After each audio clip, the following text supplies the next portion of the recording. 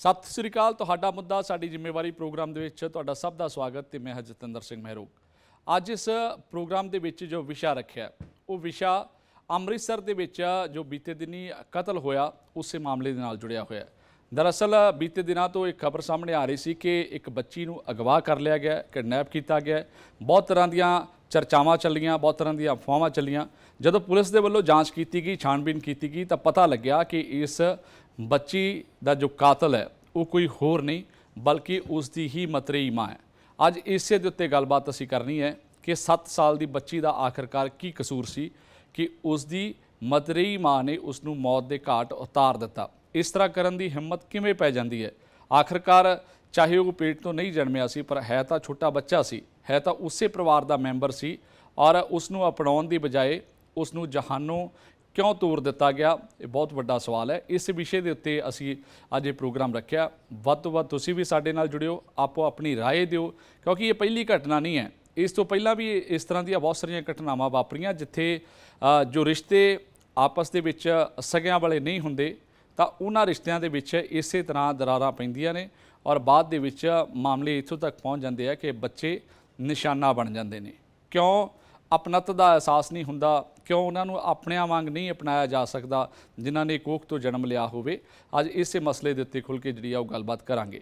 ਪਰ ਇਸ ਗੱਲਬਾਤ ਦੇ ਸ਼ੁਰੂ ਕਰਨ ਤੋਂ ਪਹਿਲਾਂ ਜਾਂ ਤੁਸੀਂ ਸਾਡੇ ਨਾਲ ਜੁੜੋ, ਉਸ ਤੋਂ ਪਹਿਲਾਂ ਇਸ ਮਾਮਲੇ ਦੇ ਵਿੱਚ ਜੋ ਕੁਝ ਹੋਇਆ, ਇਸ ਬੱਚੀ ਦਾ ਕਤਲ ਕਿਵੇਂ ਕੀਤਾ ਗਿਆ ਉਸ ਦੀ ਮਤਰੇਈ ਮਾਂ ਦੇ ਵੱਲੋਂ, ਪੁਲਿਸ ਨੇ ਇਸ ਸਾਰੇ ਦਾ ਪਤਾ ਕਿਵੇਂ ਲਗਵਾਇਆ, ਤਾਂ ਉਹ ਤੁਹਾਨੂੰ ਰਿਪੋਰਟ ਵੀ ਦਿਖਾਉਣੇ ਆ। ਨਾਲ ਦੀ ਨਾਲ ਇਹ ਵੀ ਦੱਸ ਦਈਏ ਕਿ ਉਸ ਬੱਚੀ ਦੇ ਪਰਿਵਾਰਕ ਮੈਂਬਰ ਵੀ ਜੁੜਨਗੇ, ਉਹਨਾਂ ਤੋਂ ਸਾਰੀ ਗੱਲਬਾਤ ਜਾਣਾਂਗੇ ਕਿ ਆਖਿਰਕਾਰ ਇਹ ਮਸਲਾ ਕੀ ਸੀ। ਇਸ ਤੋਂ ਇਲਾਵਾ ਹੋਰ ਵੀ ਜੋ ਮਹਿਮਾਨ ਸਾਡੇ ਨਾਲ ਹੋਣਗੇ ਉਹਨਾਂ ਤੋਂ ਵੀ ਜਾਣਾਂਗੇ ਕਿ ਆਖਿਰਕਾਰ ਰਿਸ਼ਤਿਆਂ ਦੇ ਵਿੱਚ ਇਸ ਤਰ੍ਹਾਂ ਦੀ ਖਟਾਸ ਕਿਉਂ ਪੈਦਾ ਹੋ ਰਹੀ ਹੈ।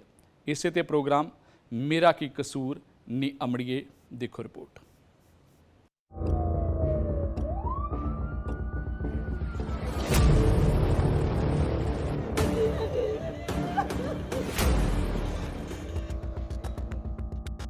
ਮਤਰੇਈ ਮਾਂ ਨੇ ਮਾਸੂਮ ਨੂੰ ਉਤਾਰਿਆ ਮੌਤ ਦੇ ਘਾਟ। ਅੰਮ੍ਰਿਤਸਰ ਦੇ ਵਿੱਚ ਬੱਚੀ ਦਾ ਘੋਟਣਾ ਮਾਰ ਕੇ ਕੀਤਾ ਕਤਲ। ਰਿਸ਼ਤਿਆਂ ਦੀਆਂ ਤੰਦਾਂ ਪੈ ਰਹੀਆਂ ਨੇ ਕਮਜ਼ੋਰ। ਮੇਰਾ ਕੀ ਕਸੂਰ ਨਹੀਂ ਅਮੜੀਏ, ਕਿਉਂ ਕਰਤਾ ਮੈਨੂੰ ਦੂਰ ਨਹੀਂ ਅਮੜੀਏ। ਗਲਤੀ ਸੀ ਕੋਈ ਮੇਰੀ ਤਾਂ ਝਿੜਕਾਂ ਦੇ ਸਮਝਾ ਲੈਂਦੀ, ਐਡਾ ਵੀ ਕੀ ਸੀ ਗੁਨਾਹ ਮੇਰਾ ਜੋ ਤੂੰ ਮੇਰੀ ਜਾਨ ਲੈਂਦੀ। ਸ਼ਾਇਦ ਅੰਮ੍ਰਿਤਸਰ ਦੇ ਪਿੰਡ ਰਾਮਪੁਰਾ ਦੇ ਵਿੱਚ ਕਤਲ ਕੀਤੀ 7 ਸਾਲਾ ਬੱਚੀ ਇਹੀ ਸਵਾਲ ਆਪਣੀ ਮਤਰੇਈ ਮਾਂ ਤੋਂ ਪੁੱਛ ਰਹੀ ਹੋਵੇਗੀ। ਆਹ ਕੁੱਟ ਕੇ ਸਰਾਣੇ ਦੇ ਨਾਲ ਲੂਣ ਘੋਟਣ ਵਾਲੇ ਮੁਗਰੇ ਨਾਲ ਕੁੱਟ ਕੇ ਉਹਨੂੰ ਮਾਰਿਆ ਹੈਗਾ। ਹੱਡੀਆਂ ਪਸਲੀਆਂ ਸਾਰੀਆਂ ਤੋੜ ਦਿੱਤੀਆਂ ਕੁੜੀ ਦੀਆਂ। ਹੁਣ ਮਾਮਲਾ ਕੀ ਹੈ ਦੱਸਦੇ ਹਾਂ। ਦਰਅਸਲ ਬੀਤੇ ਦਿਨ ਇੱਕ ਬੱਚੀ ਦੇ ਗੁੰਮ ਹੋਣ ਦੀ ਸ਼ਿਕਾਇਤ ਪੁਲਿਸ ਕੋਲ ਪਹੁੰਚੀ। ਬੱਚੀ ਦੇ ਪਿਤਾ ਵੱਲੋਂ ਇਹ ਸ਼ਿਕਾਇਤ ਲਿਖਵਾਈ ਗਈ ਸੀ। ਪਹਿਲਾ ਪਹਿਲ ਲੱਗਿਆ ਕਿ ਬੱਚੀ ਨੂੰ ਅਗਵਾ ਕੀਤਾ ਗਿਆ, ਪਰ ਪੁਲਿਸ ਨੇ ਜਦੋਂ ਪਿੰਡ ਦੇ ਵਿੱਚ ਲੱਗੇ ਸੀਸੀਟੀਵੀ ਖੰਗਾਲਣੇ ਸ਼ੁਰੂ ਕੀਤੇ ਤਾਂ ਹੈਰਾਨ ਕਰਨ ਵਾਲੇ ਖੁਲਾਸੇ ਹੋਏ। ਸੀਸੀਟੀਵੀ ਖੰਗਾਲੇ ਤਾਂ ਕਤਲ ਦੀਆਂ ਪਰਤਾਂ ਖੁੱਲ੍ਹਣ ਲੱਗੀਆਂ। ਸੀਸੀਟੀਵੀ ਫੁਟੇਜ ਦੇ ਆਧਾਰ ਤੇ ਪਤਾ ਲੱਗਿਆ ਕਿ ਬੱਚੀ ਦੀ ਮਤਰੇਈ ਮਾਂ ਬਾਲਟੀ ਦੇ ਵਿੱਚ ਕੁਝ ਲੈ ਕੇ ਜਾਂਦੀ ਹੈ ਤੇ ਵਾਪਸ ਖਾਲੀ ਬਾਲਟੀ ਲੈ ਕੇ ਆਉਂਦੀ ਹੈ। ਪੁਲਿਸ ਨੇ ਜਦੋਂ ਮੁਲਜ਼ਮ ਨੂੰ ਗ੍ਰਿਫਤਾਰ ਕਰ ਪੁੱਛਗਿੱਛ ਕੀਤੀ ਤਾਂ ਸਾਰੇ ਭੇਦ ਖੁੱਲ੍ਹ ਗਏ। ਪੁੱਛਗਿੱਛ ਦੇ ਵਿੱਚ ਪਤਾ ਲੱਗਿਆ ਕਿ ਮੁਲਜ਼ਮ ਨੇ ਘੋਟਣਾ ਮਾਰ ਕੇ ਬੱਚੀ ਦਾ ਕਤਲ ਕੀਤਾ ਤੇ ਬੱਚੀ ਦੀ ਲਾਸ਼ ਨੂੰ ਬਾਲਟੀ ਦੇ ਵਿੱਚ ਪਾ ਕੇ ਪਿੰਡ ਦੇ ਛੱਪੜ ਵਿੱਚ ਸੁੱਟਾਈ।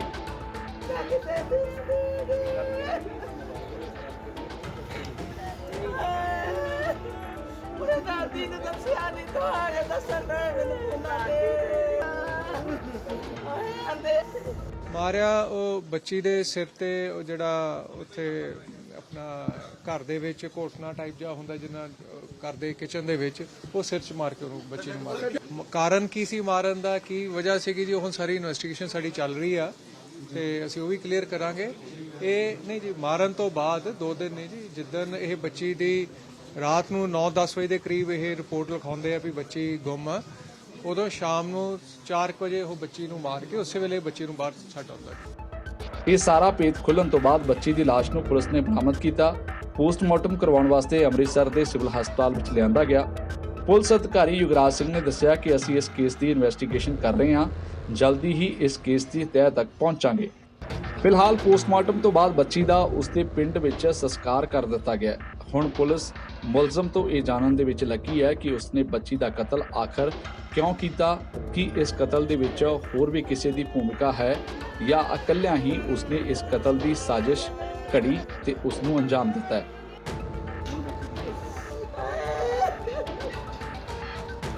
ਅੰਮ੍ਰਿਤਸਰ ਤੋਂ ਹਰਮੀਤ ਸਿੰਘ ਦੀ report, daily post Punjab, Haryana, Himachal.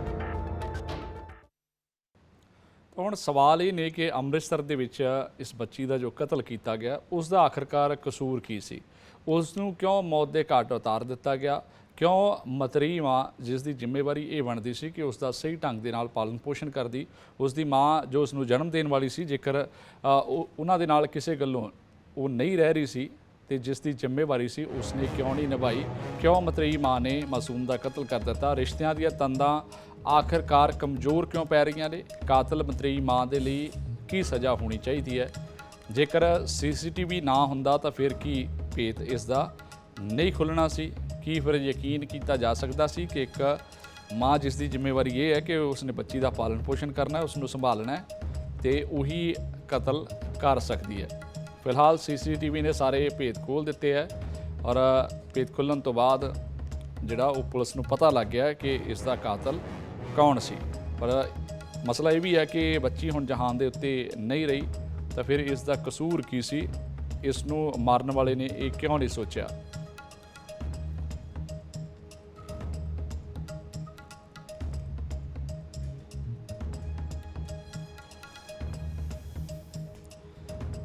ਤਾਂ ਸਾਡੇ ਨਾਲ ਇਸ ਮਸਲੇ ਦੇ ਉੱਤੇ ਜਿੱਥੇ ਤੁਸੀਂ ਵੀ ਜੁੜਨਾ, ਕਾਲ ਕਰਕੇ ਆਪੋ ਆਪਣੀ ਰਾਏ ਵੀ ਦੇਣੀ ਹੈ, ਜਾਂ ਇਹ ਮਸਲਾ ਜਦੋਂ ਤੁਸੀਂ ਸੁਣਿਆ, ਜਦੋਂ ਖਬਰ ਤੁਸੀਂ ਸੁਣੀ ਤਾਂ ਕੀ ਲੱਗਿਆ ਤੁਹਾਨੂੰ ਇਸ ਸਾਰੇ ਦੇ ਉੱਤੇ ਔਰ ਕੀ ਹੋਣਾ ਚਾਹੀਦਾ, ਕਿਵੇਂ ਬਦਲਾਅ ਸਮਾਜ ਦੇ ਵਿੱਚ ਲਿਆਂਦਾ ਜਾ ਸਕਦਾ, ਜੁੜ ਕੇ ਆਪੋ ਆਪਣੀ ਰਾਏ ਵੀ ਦਿਓ। ਪਰ ਉਸ ਤੋਂ ਪਹਿਲਾਂ ਜੋ ਮਹਿਮਾਨ ਸਾਡੇ ਨਾਲ ਜੁੜ ਰਹੇ ਆ, ਰਵਨੀਤ ਕੌਰ ਜੀ ਸਾਡੇ ਨਾਲ ਜੁੜੇ ਹੋਏ ਆ, ਸਾਈਕੋਲੋਜਿਸਟ ਨੇ, ਇਹਨਾਂ ਤੋਂ ਵੀ ਜਾਣਾਂਗੇ ਕਿ ਇਸ ਤਰ੍ਹਾਂ ਦੀ ਸੋਚ ਜਦੋਂ ਕਿਸੇ ਮਹਿਲਾ ਦੀ ਜਾਂ ਕਿਸੇ ਵਿਅਕਤੀ ਦੀ ਬਣ ਜਾਂਦੀ ਹੈ ਤਾਂ ਉਹਦਾ ਕਾਰਨ ਕੀ ਹੁੰਦਾ।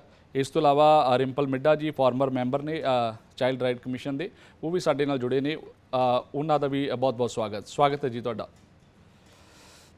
ਰਵਨੀਤ ਜੀ, ਸਭ ਤੋਂ ਪਹਿਲਾਂ ਤੁਹਾਡੇ ਕੋਲੇ ਸਵਾਲ ਮੇਰਾ ਕਿ ਇਹ ਜੋ ਘਟਨਾ ਸਾਰੀ ਵਾਪਰੀ ਉਸ ਬਾਬਤ ਤੁਸੀਂ ਵੀ ਜਾਣਦੇ ਹੋਵੋਗੇ ਜਾਂ ਫਿਰ ਜਿਸ ਤਰ੍ਹਾਂ ਰਿਪੋਰਟ ਆਪਾਂ ਦਿਖਾਈ ਹੈ ਤਾਂ ਮਾਮਲਾ ਸਾਰਾ ਕਲੀਅਰ ਹੋ ਗਿਆ ਹੋਣਾ। ਤੁਹਾਡੇ ਕੋਲੇ ਬਹੁਤ ਸਾਰੇ ਇਸ ਤਰ੍ਹਾਂ ਦੇ ਲੋਕ ਆਉਂਦੇ ਹੋਣਗੇ, ਸਾਈਕੀ ਇਸ ਤਰ੍ਹਾਂ ਦੀ ਹੁੰਦੀ ਹੋਣੀ ਹੈ। ਕੀ ਸਾਈਕੀ ਕੰਮ ਕਰਦੀ ਹੈ ਅਜਿਹੇ ਲੋਕਾਂ ਦੇ ਪਿੱਛੇ? ਕਿ ਵਾਕਈ ਉਹਨੂੰ ਇਨਸਿਕਿਉਰਿਟੀ ਸੀਗੀ ਉਸ ਬੱਚੀ ਤੋਂ ਜਾਂ ਵਜ੍ਹਾ ਇਹਦੀ ਕੋਈ ਹੋਰ ਹੋ ਸਕਦੀ ਹੈ? ਉਹਨੂੰ ਇਹ ਲੱਗਦਾ ਸੀ ਕਿ ਮਤਰੇਈ ਹੈ, ਇਸ ਕਰਕੇ ਮੈਂ ਇਹਦਾ ਪਾਲਣ ਪੋਸ਼ਣ ਨਾ ਕਰਾਂ, ਇਸ ਨੂੰ ਇਸ ਤਰ੍ਹਾਂ ਦੀ ਸਜ਼ਾ ਦੇ ਦਿੱਤੀ ਜਾਵੇ ਜਾਂ ਫਿਰ ਜਹਾਨੋਂ ਹੀ ਤੋਰ ਦਿੱਤਾ ਜਾਵੇ। ਕੀ ਹੁੰਦਾ ਇਹਨਾਂ ਦੇ ਪਿੱਛੇ, ਸੋਚ ਕਿਹੜੀ ਕੰਮ ਕਰਦੀ ਹੈ ਸਾਰੀ? ਦੇਖੋ ਜਤਿੰਦਰ ਜੀ, ਪਹਿਲੀ ਚੀਜ਼ ਤਾਂ ਇਹ ਹਰ ਇੰਡੀਵਿਜੂਅਲ ਨੂੰ ਲੈ ਕੇ, ਹਰ ਬੰਦੇ ਨੂੰ ਲੈ ਕੇ ਵੱਖਰੀ ਵੱਖਰੀ ਹੈ, ਆਪਾਂ ਜੈਨਰਲਾਈਜ਼ ਨਹੀਂ ਕਰ ਸਕਦੇ। ਦੂਸਰੀ ਚੀਜ਼, ਜਿੱਦਾਂ ਇਸ ਕੇਸ 'ਚ ਜਾਣਿਆ ਗਿਆ ਹੈ ਕਿ ਉਹ ਜਿਹੜੇ ਲੇਡੀ ਸੀ ਜਿਹਨੇ ਆਪਣੇ ਬੱਚੇ ਦਾ ਮਰਡਰ ਕੀਤਾ ਹੈ, ਉਹ 3 ਮਹੀਨੇ ਪ੍ਰੈਗਨੈਂਟ ਸੀ। ਤਾਂ ਜਦੋਂ ਮੈਂ ਇਹ ਚੀਜ਼ ਸਭ ਤੋਂ ਪਹਿਲਾਂ ਪੜ੍ਹੀ ਤੇ ਮੈਂ ਇਹ ਕੇਸ 'ਚ ਹੋਰ ਡੂੰਘਾਈ 'ਚ ਰਿਸਰਚ ਕੀਤੀ ਤਾਂ ਸਭ ਤੋਂ ਪਹਿਲਾ ਪੁਆਇੰਟ ਜਿਹੜਾ ਨਿਕਲ ਕੇ ਆਉਂਦਾ ਹੈ, ਜੇ ਆਪਾਂ ਉਸ ਲੇਡੀ ਦੀ ਜਾਂ ਉਸ ਵੂਮਨ ਦੀ ਸਾਈਕੋਲੋਜੀ ਨੂੰ ਸਟੱਡੀ ਕਰਨ ਦੀ ਕੋਸ਼ਿਸ਼ ਕਰਦੇ ਹਾਂ ਐਜ਼ ਅ ਸਾਈਕੋਲੋਜਿਸਟ, ਤਾਂ ਮੈਂ ਇਹ ਕਹਿ ਸਕਦੀ ਹਾਂ ਵੀ ਅੱਜ ਕੱਲ੍ਹ ਬਹੁਤ ਕਾਮਨ ਹੋ ਗਿਆ ਹੈ ਕਿ ਜਦੋਂ ਪ੍ਰੈਗਨੈਂਸੀ ਤੋਂ ਬਾਅਦ, ਜਦੋਂ ਚਾਈਲਡ ਬਰਥ ਤੋਂ ਬਾਅਦ ਪੋਸਟਮਾਰਟਮ ਡਿਪਰੈਸ਼ਨ ਆਉਂਦਾ ਹੈ ਬਹੁਤ ਸਾਰੀ ਲੇਡੀਜ਼ 'ਚ। ਤਾਂ ਮੈਨੂੰ ਇਹ ਸ਼ੱਕ ਪੈਂਦਾ ਹੈ ਕਿ ਹੋ ਸਕਦਾ ਵੀ ਉਹ ਡਿਪਰੈਸ਼ਨ 'ਚ ਵੀ ਹੋਵੇ ਤੇ ਅਫਕੋਰਸ ਹੋਰ ਵੀ ਬਹੁਤ ਫੈਕਟਰਸ ਜੁੜ ਜਾਂਦੇ ਨੇ ਵੀ ਕਿਉਂ ਇਹ ਚੀਜ਼ ਲੀਡ ਅਪ ਕਰਦੀ ਹੈ।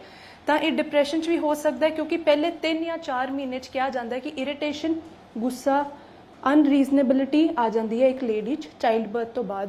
ਸੈਕਿੰਡ ਚੀਜ਼ ਜੋ ਮੈਂ ਇੱਕ ਸਾਈਕੋਲੋਜੀ ਪਰਸਪੈਕਟਿਵ ਤੋਂ ਤੁਹਾਨੂੰ ਦੱਸ ਸਕਦੀ ਹਾਂ ਵੀ ਅੱਜ ਕੱਲ੍ਹ ਸਟੈਪ ਮਦਰਸ ਵਾਲੇ ਕੇਸਿਸ ਇੰਨੇ ਕਾਮਨ ਹੋ ਗਏ ਆ ਤੇ ਜੋ ਮੈਂ ਆਪਣੇ ਕੇਸਿਸ ਤੋਂ ਕਰਕਸ ਕੱਢਿਆ ਤੇ ਜੋ ਮੈਂ ਇਸ ਕੇਸ ਤੋਂ ਵੀ ਕਰਕਸ ਕੱਢਿਆ ਉਹ ਇਹੀ ਹੈ ਕਿ ਜਦੋਂ ਇੱਕ ਮੇਲ ਇੱਕ ਫੀਮੇਲ, ਇੱਕ ਪਤੀ ਪਤਨੀ ਦਾ ਵਿਆਹ ਹੁੰਦਾ ਹੈ, ਉਸ ਤੋਂ ਬਾਅਦ ਪਹਿਲਾਂ ਉਹਨਾਂ ਨੂੰ ਆਪਸ 'ਚ ਟਾਈਮ ਮਿਲਦਾ ਆਪਣਾ ਬੌਂਡ ਬਣਾਉਣ ਲਈ।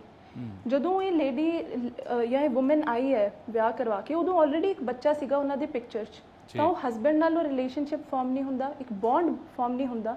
ਤਾਂ ਇੱਕ ਵੂਮਨ ਦੀ ਕਿਤੇ ਨਾ ਕਿਤੇ ਉਹ ਇਨਸਿਕਿਉਰਿਟੀ, ਉਹ ਜੈਲਸੀ ਉਹ ਬੱਚੇ ਤੋਂ ਸ਼ੁਰੂ ਹੋ ਜਾਂਦੀ ਹੈ ਤੇ ਜਦੋਂ ਉਹਨਾਂ ਦਾ ਆਪਣਾ ਬੱਚਾ ਹੋਇਆ ਫਿਰ ਉਹ ਚੀਜ਼ ਕਿਤੇ ਨਾ ਕਿਤੇ ਅਨਬੇਅਰੇਬਲ ਹੋ ਜਾਂਦੀ ਹੈ, ਚਾਹੇ ਉਹ ਜੈਲਸੀ ਹੈ, ਚਾਹੇ ਉਹ ਇਨਸਿਕਿਉਰਿਟੀ ਹੈ। ਤੁਸੀਂ ਬਿਲਕੁਲ ਸਹੀ ਕਿਹਾ ਜਤਿੰਦਰ ਜੀ, ਇਹ ਕੇਸਿਸ 'ਚ ਇਨਸਿਕਿਉਰਿਟੀ बहुत ज़्यादा कॉमन है in most of the step mothers, ਸਾਰੀਆਂ ਨਹੀਂ ਮੈਂ ਕਹੂੰਗੀ।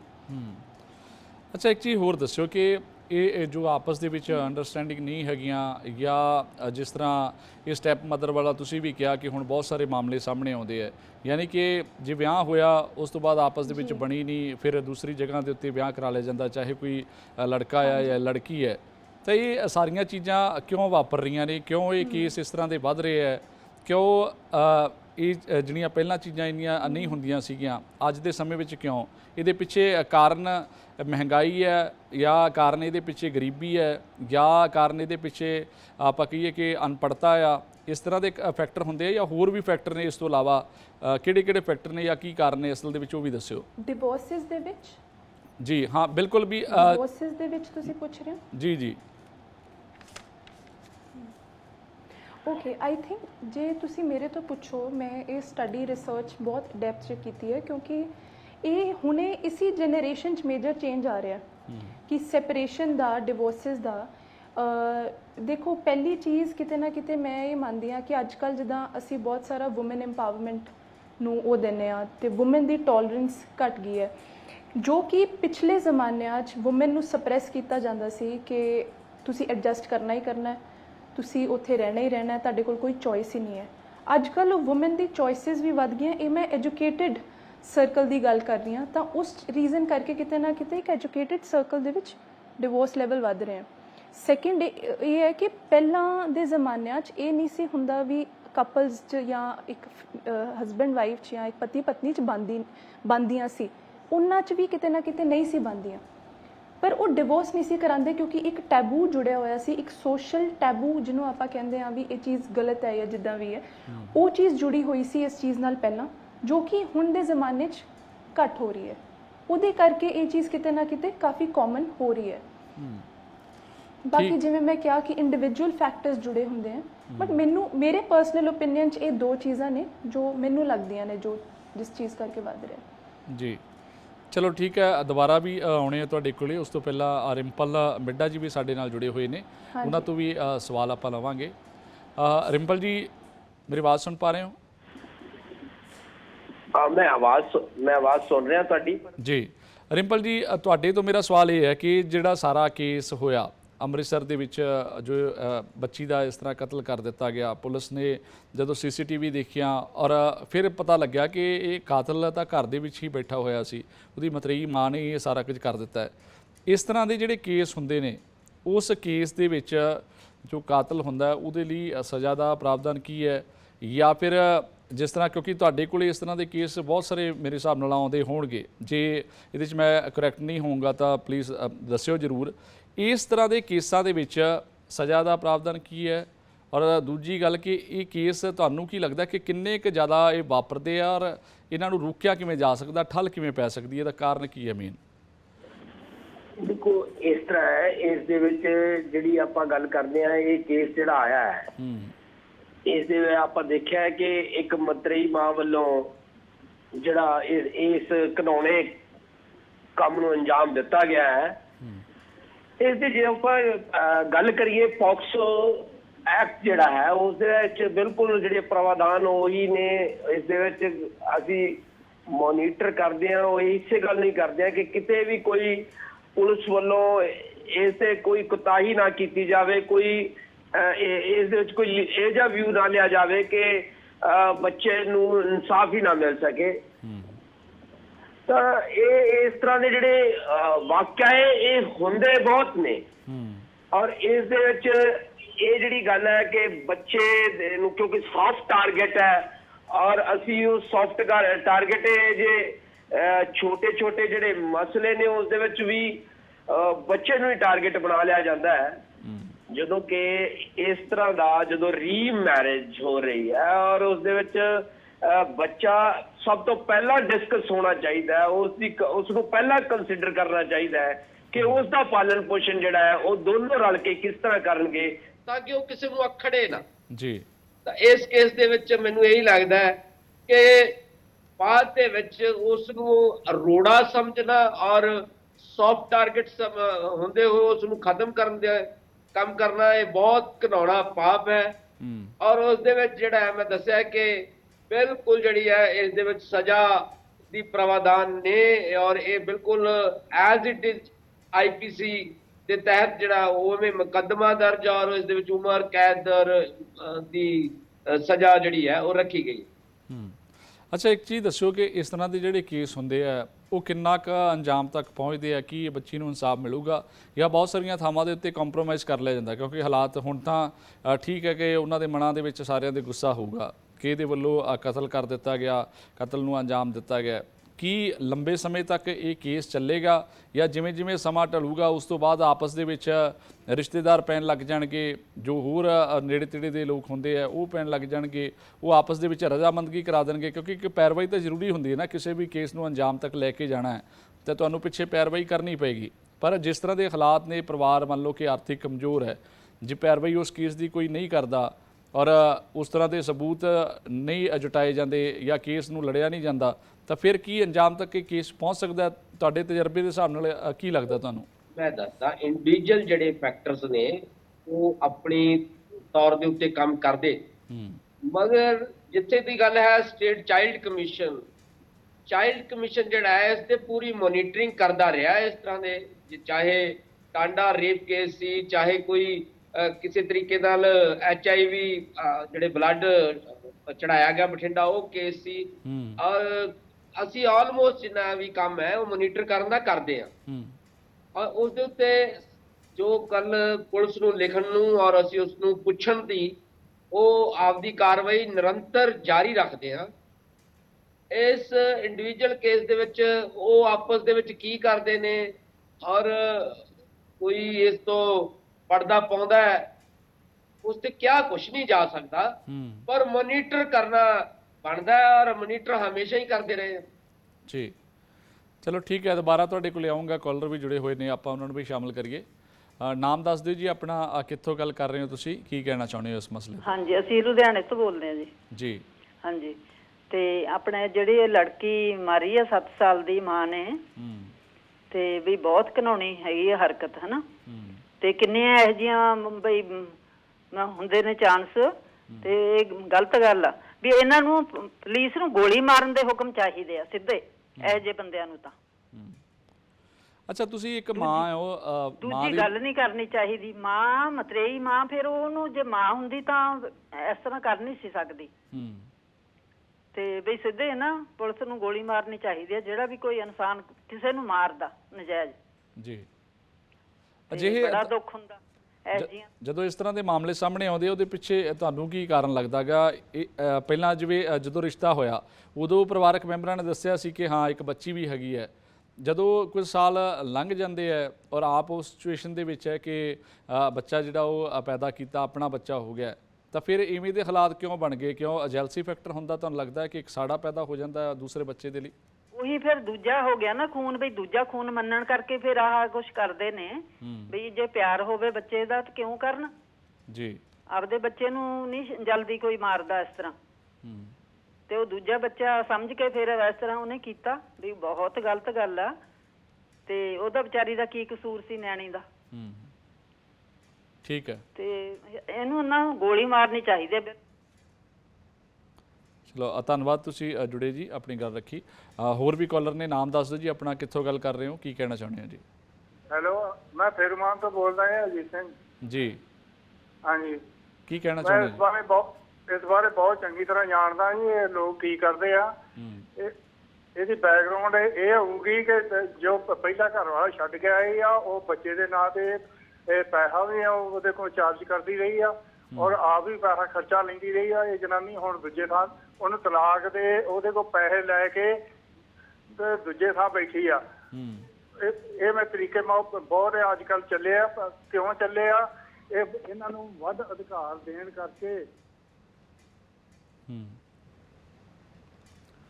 ਫੋਨ ਕੱਟ ਗਿਆ ਉਹਨਾਂ ਦਾ। ਚਲੋ ਹੋਰ ਵੀ ਕਾਲਰ ਨੇ, ਪਰ ਪਹਿਲਾਂ ਰਵਨੀਤ ਜੀ ਤੁਹਾਡੇ ਕੋਲੇ ਮੈਂ ਦੁਬਾਰਾ ਆਉਂਗਾ।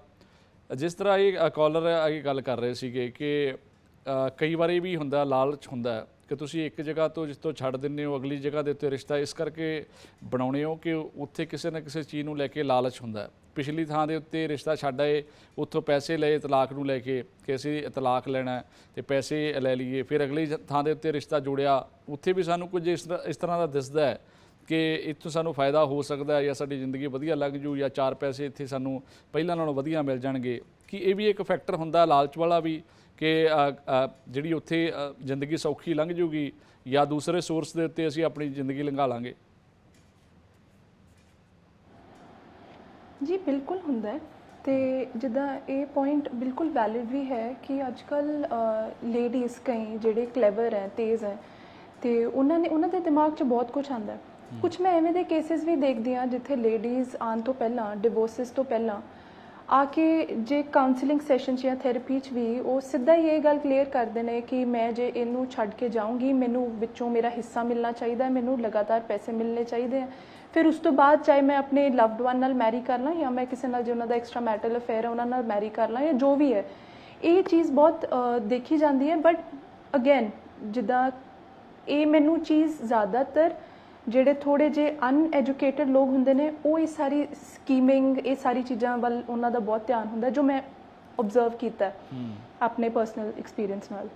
ਜੀ ਇੱਕ ਚੀਜ਼ ਹੋਰ ਦੱਸਿਓ ਕਿ ਤੁਹਾਡੇ ਉੱਤੇ ਲਾਲਚ ਜਾਂ ਗੁੱਸਾ ਉਹ ਇੰਨਾ ਹਾਵੀ ਹੋ ਸਕਦਾ ਹੈ ਕਿ ਤੁਸੀਂ ਇੱਕ 7 ਸਾਲ ਦੀ ਬੱਚੀ ਹੈ, ਇੰਨਾ ਛੋਟਾ ਬੱਚਾ, ਤਾਂ ਉਹਨੂੰ ਜੇਕਰ ਕੋਈ ਜ਼ੋਰ ਦੀ ਤੁਹਾਡਾ ਥੱਪੜ ਵੀ ਮਾਰ ਦੇ ਤਾਂ ਉਹਦਾ ਵੀ ਦੁੱਖ ਲੱਗਦਾ ਤੁਹਾਨੂੰ, ਬਾਅਦ ਦੇ ਵਿੱਚ ਕਈ ਵਾਰ ਪਛਤਾਵਾ ਹੁੰਦਾ, ਚਾਹੇ ਬੱਚੇ ਨੇ ਜਿੰਨੀ ਮਰਜ਼ੀ ਵੱਡੀ ਗਲਤੀ ਕੀਤੀ ਹੈ ਤੇ ਇੱਕ ਵਾਰ ਆਪਾਂ ਨੂੰ ਜ਼ਰੂਰ ਲੱਗਦਾ ਕਿ ਨਹੀਂ ਛੋਟਾ ਬੱਚਾ ਸੀ ਤੇ ਮਾਰਨਾ ਨਹੀਂ ਚਾਹੀਦਾ ਸੀ ਇੰਨੀ ਜ਼ੋਰ ਦੀ, ਜਾਂ ਤੁਹਾਡੇ ਕੋਲੋਂ ਗਲਤੀ ਨਾਲ ਵੀ ਲੱਗ ਗਿਆ, ਤੁਸੀਂ ਸਿਰਫ ਡਰਾਵਾ ਦਿੰਦੇ ਸੀਗੇ, ਉਦੋਂ ਵੀ ਤੁਹਾਨੂੰ ਮਹਿਸੂਸ ਹੁੰਦਾ ਹੈ ਔਰ ਬਾਅਦ 'ਚ ਦਿਲ ਨੂੰ ਲੱਗਦਾ ਹੈ ਕਿ ਨਹੀਂ ਇੱਦਾਂ ਨਹੀਂ ਕਰਨਾ ਚਾਹੀਦਾ ਸੀ। ਫਿਰ ਇੰਨੀ ਬੇਰਹਿਮੀ ਦੇ ਨਾਲ, ਘੋਟਣੇ ਦੇ ਨਾਲ ਉਸ ਨੂੰ ਕੁੱਟਿਆ ਗਿਆ, ਉਸ ਦਾ ਜਿਹੜਾ ਮੂੰਹ ਉਹ ਨੱਪਿਆ ਗਿਆ, ਉਸ ਦੀ ਆਵਾਜ਼ ਬੰਦ ਕੀਤੀ ਗਈ, ਫਿਰ ਉਹਦੇ ਸਰੀਰ ਦੇ ਉੱਤੇ ਵਾਰ ਕੀਤੇ ਗਏ ਹੋਣਗੇ।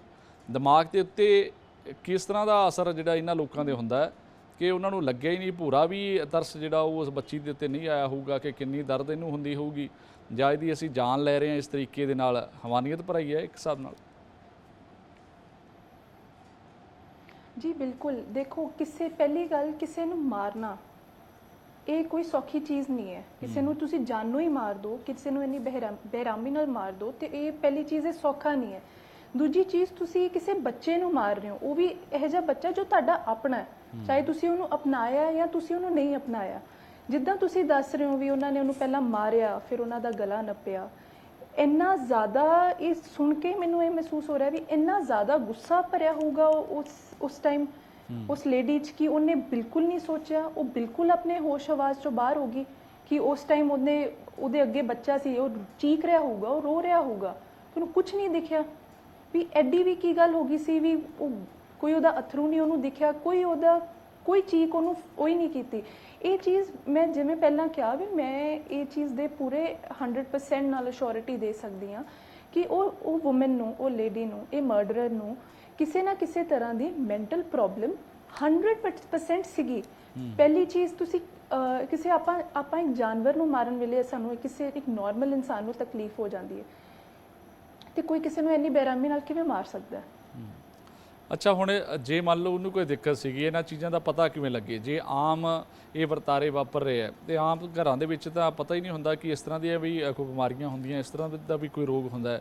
ਕਿ ਤੁਹਾਡੀ ਟਰਮ ਦੇ ਵਿੱਚ ਜਾਂ ਤੁਹਾਡੀ ਲਾਈਨ ਦੇ ਵਿੱਚ ਇਸ ਨੂੰ ਕਿਸੇ ਸ਼ਬਦ ਦੇ ਨਾਲ ਪ੍ਰੈਜ਼ੈਂਟ ਕੀਤਾ ਜਾ ਸਕਦਾ ਹੈ ਕਿ ਆਹ ਦਿੱਕਤ ਅਜਿਹੇ ਵਿਅਕਤੀਆਂ ਨੂੰ ਹੁੰਦੀ ਹੈ ਜਿਹਦੇ ਵਿੱਚ ਨਾ ਤਾਂ ਉਹਨਾਂ ਨੂੰ ਇਹ ਪਤਾ ਲੱਗਦਾ ਵੀ ਅਸੀਂ ਕਿਸੇ ਦਾ ਕਤਲ ਕਰ ਰਹੇ ਹਾਂ, ਉਸ ਦੇ ਨਾਲ ਬੇਰਹਿਮੀ ਅਸੀਂ ਕਰ ਰਹੇ ਹਾਂ, ਜਾਂ ਫਿਰ ਅਸੀਂ ਆਪਣੇ ਹੀ ਪਰਿਵਾਰ ਦੇ ਇੱਕ ਜੀਅ ਦੇ ਉੱਤੇ ਇੰਨਾ ਵੱਡਾ ਤਸ਼ੱਦਦ ਢਾ ਰਹੇ ਹਾਂ, ਜਾਂ ਸਾਡੇ ਵਿੱਚ ਫੈਕਟਰ ਜਿਹੜਾ ਉਹ ਜੈਲਸੀ ਵਾਲਾ ਆ ਗਿਆ। ਕੀ ਇਹ ਬਿਮਾਰੀ ਹੈ ਕਿਸੇ ਤਰ੍ਹਾਂ ਦੀ ਔਰ ਇਹਨੂੰ ਪਾਰਟਿਕੂਲਰ ਕੋਈ ਨਾਮ ਦਿੱਤਾ ਜਾ ਸਕਦਾ?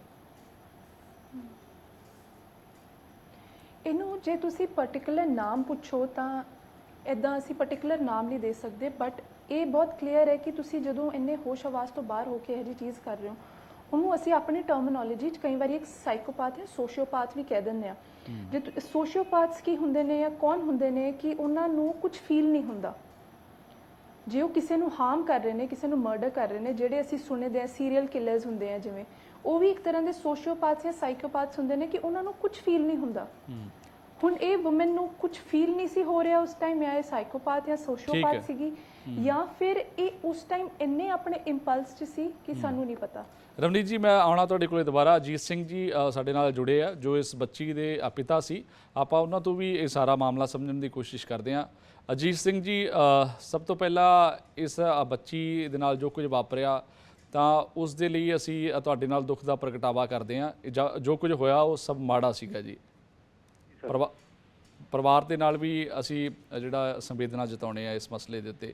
ਸਭ ਤੋਂ ਪਹਿਲਾਂ ਸਾਨੂੰ ਇਹ ਦੱਸਿਓ, ਸਾਡੇ ਦਰਸ਼ਕਾਂ ਨੂੰ ਦੱਸਿਓ ਕਿ ਇਹ ਸਾਰਾ ਕੇਸ ਹੋਇਆ ਕਿਵੇਂ, ਇਹ ਮਸਲਾ ਸ਼ੁਰੂ ਤੋਂ ਲੈ ਕੇ ਹੁਣ ਤੱਕ ਹੈ ਕੀ ਸੀ ਪਿੱਛੇ, ਕਿਉਂਕਿ ਹਾਲੇ ਤੱਕ ਵੀ ਗੱਲ ਕਲੀਅਰ ਨਹੀਂ ਹੋ ਸਕੀ ਕਿ ਉਸ ਦੀ ਮਤਰੇਈ ਮਾਂ ਦੇ ਵੱਲੋਂ ਇਹ ਕਤਲ ਕੀਤਾ ਕਿਉਂ ਗਿਆ। ਸਰ ਮੇਰੀ ਵਾਈਫ ਦਾ ਕਹਿਣਾ ਸੀ ਕਿ ਮੈਂ ਇਸ ਨੂੰ 4 ਵਜੇ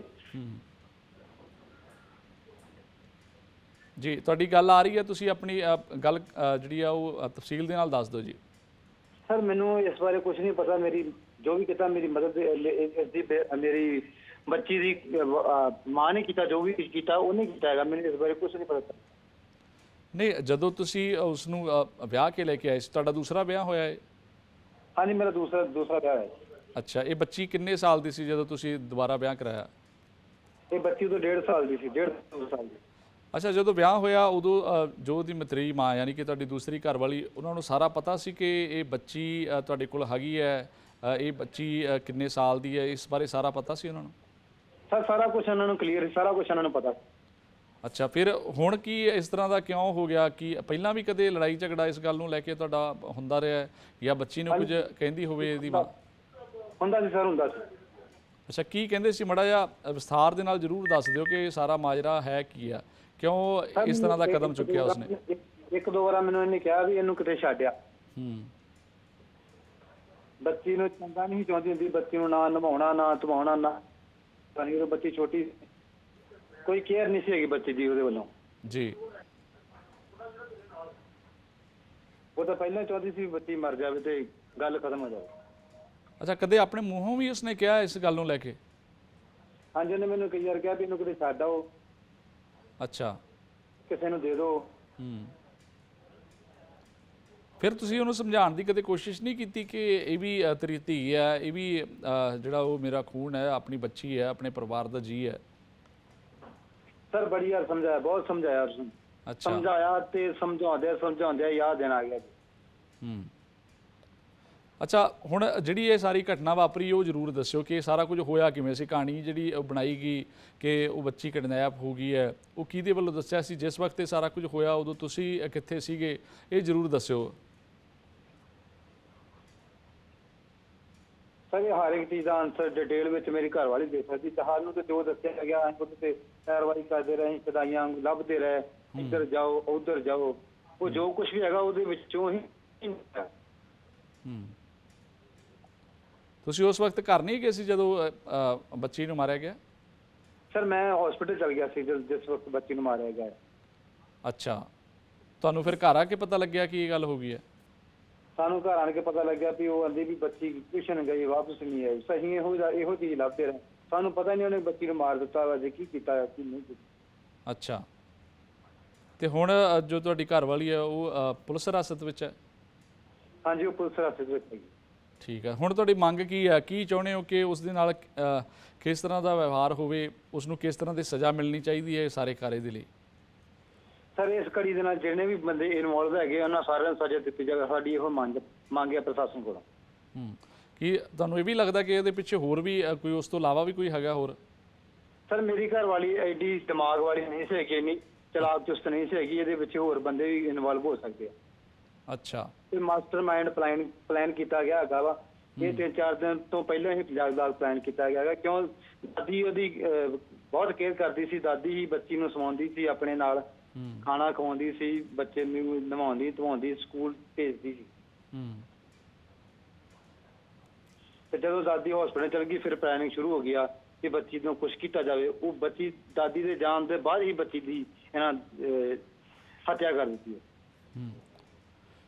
ਅੱਛਾ, ਇਸ ਬੱਚੀ ਦੇ ਨਾਲ ਨਫ਼ਰਤ ਦਾ ਕੋਈ ਹੋਰ ਵੀ ਕਾਰਨ ਸੀਗਾ ਜਾਂ ਸਿਰਫ ਇਹੀ ਹੈ ਕਿ ਉਹ ਉਹਦੇ ਪੇਟ ਤੋਂ ਉਹਨੇ ਜਨਮ ਨਹੀਂ ਲਿਆ ਸੀਗਾ, ਉਹਦੀ ਮਤਰੇਈ ਹੈ, ਬਸ ਇੱਕੋ ਇਹੀ ਕਾਰਨ ਹੈ? ਸਰ ਇਹੀ ਕਾਰਨ ਹੈਗਾ ਵੀ ਉਹਦੀ ਇਹ ਬੱਚੀ ਇਹਦੀ ਨਹੀਂ ਹੈ।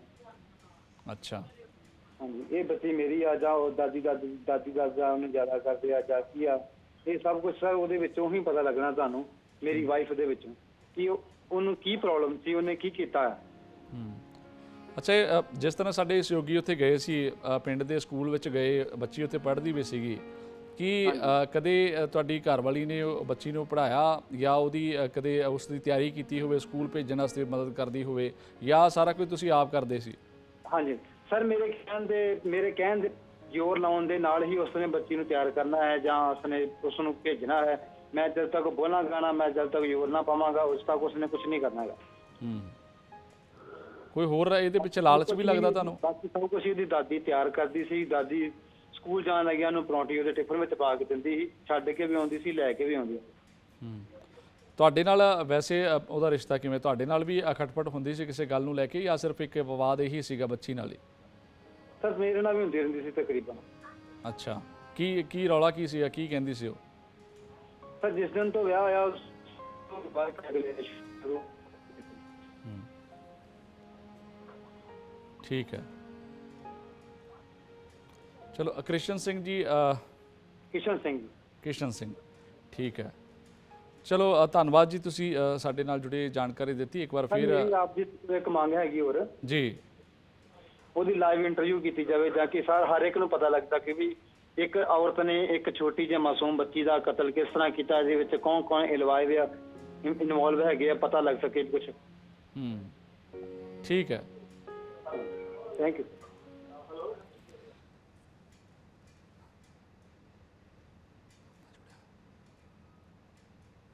ਤਾਂ ਉਹਨਾਂ ਦੇ ਜਿਹੜੇ ਇਸ ਬੱਚੀ ਦੇ ਦਾਦਾ ਜੀ ਸੀ ਉਹ ਵੀ ਸਾਡੇ ਨਾਲ ਜੁੜੇ ਆ, ਕਿਸ਼ਨ ਸਿੰਘ ਜੀ। ਉਹਨਾਂ ਤੋਂ ਵੀ ਆਪਾਂ ਜਾਣਦੇ ਹਾਂ ਕਿ ਉਹ ਕੀ ਕਹਿਣਾ ਚਾਹੁੰਦੇ ਇਸ ਮਸਲੇ ਦੇ ਉੱਤੇ। ਕਿਸ਼ਨ ਸਿੰਘ ਜੀ, ਸਭ ਤੋਂ ਪਹਿਲਾਂ ਇਸ ਬੱਚੀ ਦੇ ਨਾਲ ਜੋ ਵਾਪਰਿਆ ਉਸ ਦੇ ਲਈ ਅਸੀਂ ਪਰਿਵਾਰ ਦੇ ਨਾਲ ਦੁੱਖ ਸਾਂਝਾ ਕਰਦੇ ਹਾਂ ਜੀ। ਹਾਂਜੀ ਕਿਸ਼ਨ ਸਿੰਘ ਜੀ, ਮੇਰੀ ਆਵਾਜ਼ ਸੁਣ ਪਾ ਰਹੇ ਹੋ? ਹਾਂਜੀ ਸਰ। ਹਾਂਜੀ, ਕੀ ਕਹਿਣਾ ਚਾਹੁੰਦੇ ਹੋ ਜੀ ਇਹ ਬੱਚੀ ਦੇ ਨਾਲ ਜੋ ਕੁਝ ਹੋਇਆ, ਇਸ ਸਾਰਾ ਜੋ ਕੇਸ ਵਾਪਰਿਆ, ਕੀ ਕਹਿਣਾ ਚਾਹੁੰਦੇ ਹੋ ਇਸ ਸਾਰੇ ਮਸਲੇ ਦੇ? ਇਹ ਸਾਰੇ ਉਹ ਕਹਿਣਾ ਚਾਹੁੰਦੇ ਨੇ ਸਾਨੂੰ ਇਨਸਾਫ ਚਾਹੀਦਾ। ਇਹਨੂੰ ਕਰ ਬਹੁਤ ਸਜ਼ਾ ਦਿੱਤੀ ਜਾਵੇ। ਇਹਦੇ ਬੱਚੀ ਦਾ ਬਹੁਤ ਬੁਰਾ ਹਾਲ ਕਰਕੇ ਲੱਤਾਂ ਬਾਹਾਂ ਪੂਰੀਆਂ ਬਾਹਾਂ ਭੰਨ ਕੇ ਸਿਰ ਦੇ ਅੱਧੇ ਸ਼ਿਕਾਰ ਕੀਤਾ, ਸਿਰ ਵੀ ਦੋ ਸਿਰ ਵੀ ਪਾੜਿਆ ਪੂਰਾ, ਇੱਕ ਕੱਖ ਨਹੀਂ ਰਹੀ ਨਾਲ। ਅੱਛਾ, ਪੁਲਿਸ ਨੇ ਹੁਣ ਤੱਕ ਦੀ ਜੋ ਕਾਰਵਾਈ ਕੀਤੀ ਹੈ ਉਹਦੇ ਤੋਂ ਤੁਸੀਂ ਸੰਤੁਸ਼ਟ ਹੋ, ਜਾਂ ਲੱਗਦਾ ਕਿ ਹੋਰ ਕਾਰਵਾਈ ਹੋਣੀ ਚਾਹੀਦੀ ਸੀ ਕੋਈ? ਹਾਂਜੀ, ਪੁਲਿਸ ਨੇ ਹੁਣ ਤੱਕ ਜੋ ਕਾਰਵਾਈ ਕੀਤੀ ਉਸ ਤੋਂ ਸੰਤੁਸ਼ਟ ਹੋ ਤੁਸੀਂ? ਹਾਂ ਜੀ, ਬਹੁਤ ਵਧੀਆ ਕੀਤੀ ਜੀ। ਬਹੁਤ ਵਧੀਆ ਮੁਲਾਜ਼ਮਾਂ ਨੇ ਕੀਤਾ ਕੰਮ। ਅਸੀਂ ਬਹੁਤ ਖੁਸ਼ ਹਾਂ। ਠੀਕ ਹੈ। ਅੱਗੇ ਸਰ ਸਾਨੂੰ ਇਨਸਾਫ ਚਾਹੀਦਾ। ਇੱਕ ਕਿਹੜੀ ਤੋਂ ਕਿਹੜੀ ਸਜ਼ਾ ਨਹੀਂ ਦਿੱਤੀ ਗਈ। ਅੱਛਾ, ਤੁਸੀਂ ਇਸ ਸਾਰੇ ਨੂੰ ਕੀ ਲੈ ਕੇ ਕੀ ਸੋਚਦੇ ਹੋ? ਕ੍ਰਿਸ਼ਨ ਸਿੰਘ ਜੀ, ਦੱਸਿਓ ਕਿ ਇਹ ਜਿਹੜੀ ਮਾਂ ਸੀ ਉਸਦੀ, ਉਹਨੇ ਬੱਚੀ ਦੇ ਨਾਲ ਪਹਿਲਾਂ ਕਿਸ ਤਰ੍ਹਾਂ ਦਾ ਵਿਵਹਾਰ ਕੀਤਾ, ਕਿਉਂ ਉਹਦੇ ਤੋਂ ਇਹ ਖਾਰ ਰੱਖਦੀ ਸੀਗੀ ਜੋ ਇੰਨਾ ਵੱਡਾ ਕਦਮ ਉਸਨੇ ਚੁੱਕ ਲਿਆ ਔਰ ਮੌਤ ਦੇ ਘਾਟ ਤੱਕ ਉਤਾਰ ਦਿੱਤਾ?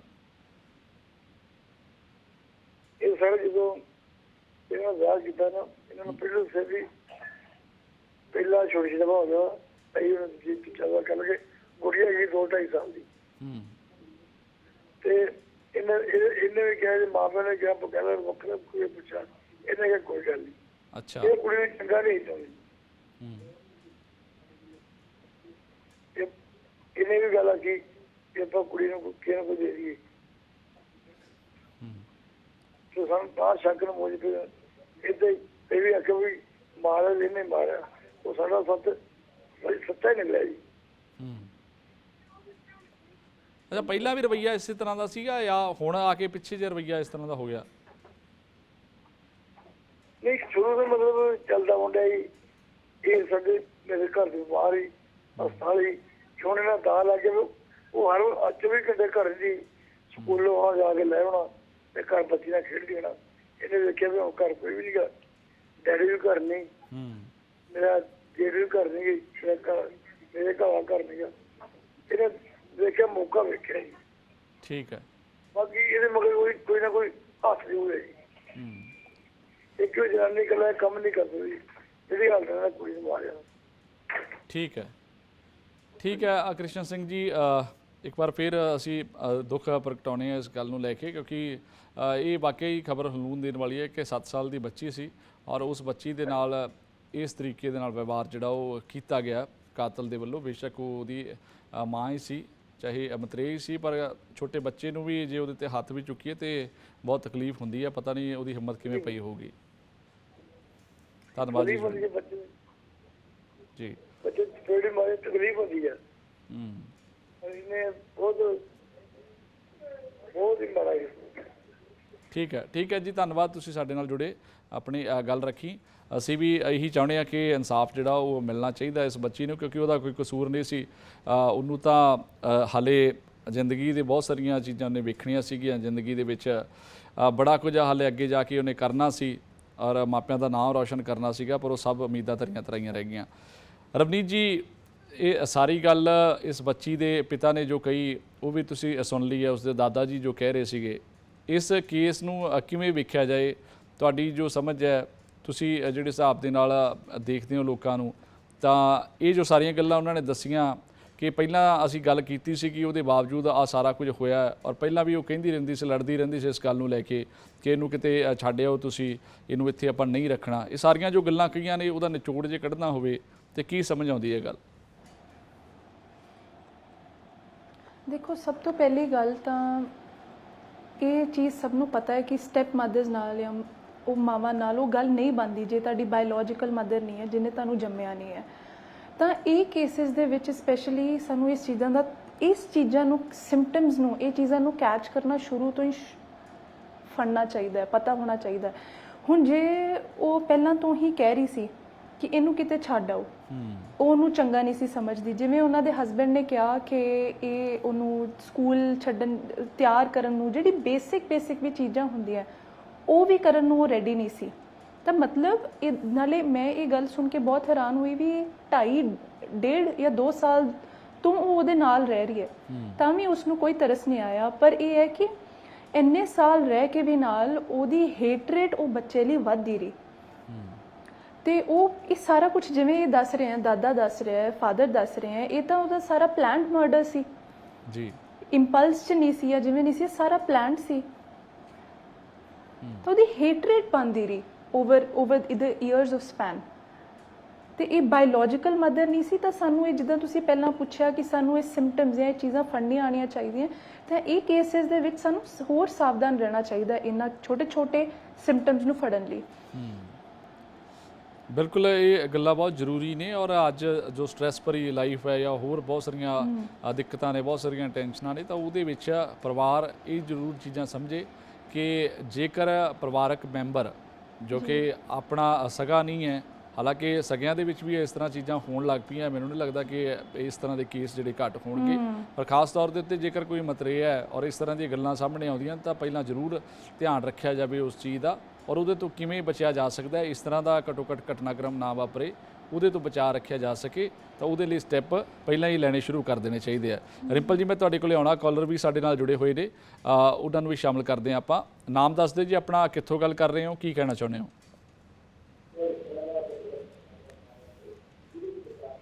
ਹਾਂਜੀ, ਆਪਣੀ ਗੱਲ ਰੱਖਿਓ ਜੀ, ਕਿੱਥੋਂ ਗੱਲ ਕਰ ਰਹੇ ਹੋ ਤੇ ਕੀ ਕਹਿਣਾ ਜੀ?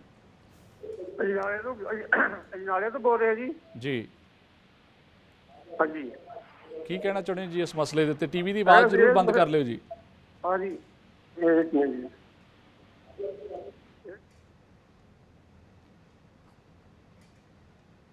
ਹਾਂਜੀ, ਆਪਣਾ ਨਾਮ ਦੱਸ ਦਿਓ ਜੀ, ਕਿੱਥੋਂ ਗੱਲ ਕਰ ਰਹੇ ਹੋ, ਕੀ ਕਹਿਣਾ ਚਾਹੁੰਦੇ ਹੋ? ਹੈਲੋ, ਹਾਂਜੀ, ਸਤਿ ਸ਼੍ਰੀ ਅਕਾਲ ਜੀ। ਬਲਜੀਤ ਕੌਰ ਅਕਾਲਗੜ੍ਹ ਬੋਲਦੀ ਹਾਂ ਜੀ, ਸਤਿ ਸ਼੍ਰੀ ਅਕਾਲ ਜੀ। ਜੀ ਬਾਈ ਜੀ, ਮੈਡਮ ਵੀ ਕਹਿ ਰਹੇ ਸੀਗੇ ਵੀ ਸਟੈਪ ਮਦਰ ਤੋਂ ਆਸ ਨਹੀਂ ਕਰਨੀ ਚਾਹੀਦੀ। ਮੈਂ ਤਾਂ ਇਹ ਸੰਤਾਪ ਆਪ ਹੰਡਾਇਆ।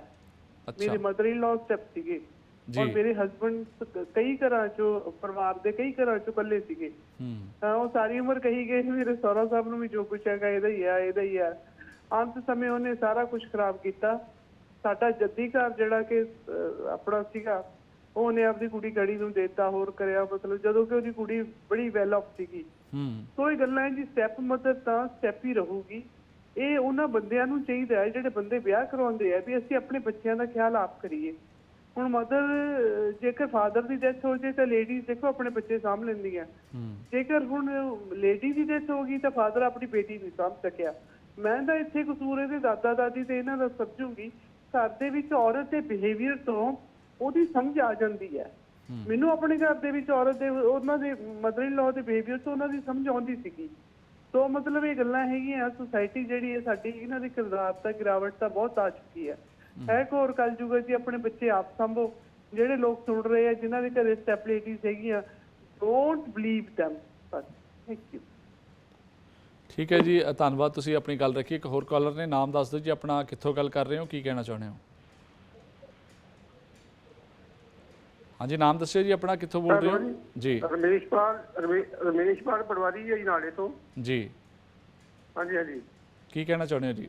ਅਸੀਂ ਇਹ ਕਹਿਣਾ ਚਾਹੁੰਦੇ ਹਾਂ ਜੀ, ਇਹੋ ਜਿਹਾ ਕਾਨੂੰਨ ਬਣਾਉਣਾ ਚਾਹੀਦਾ ਜੀ। ਅਦਾਲਤਾਂ ਵਿੱਚ ਲੰਮਾ ਜਿਹੜਾ ਕਾਨੂੰਨ ਨਹੀਂ ਹੋਣਾ ਚਾਹੀਦਾ, ਸ਼ੌਤ ਕਾਨੂੰਨ ਹੋਣਾ ਚਾਹੀਦਾ।